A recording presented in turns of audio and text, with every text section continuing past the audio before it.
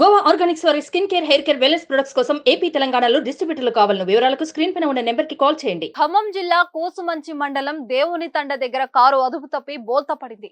బోల్తా పడిన కారులో పెద్ద మొత్తంలో డబ్బులు ఉన్నట్లు పోలీసులు గుర్తించారు. కారు డిక్కీలో నగదు తీసుకొని వెళ్తుండగా కారు అదుపు తప్పి బోల్తా కొట్టింది. అందులో ఉన్న 2 బ్యాగులు తీసి లెక్కించగా 1.5 కోట్లు ఉన్నట్లు పోలీసులు గుర్తించారు.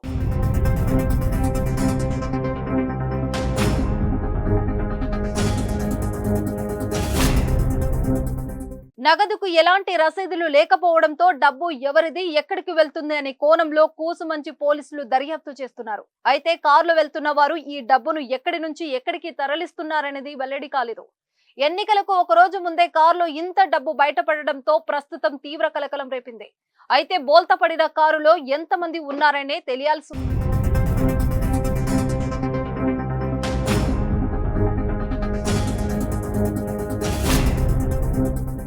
సుమన్ టీవీలో మీ పర్సనల్ అండ్ బిజినెస్ ప్రమోషన్స్ కోసం కింది నెంబర్కి కాంటాక్ట్ చేయండి.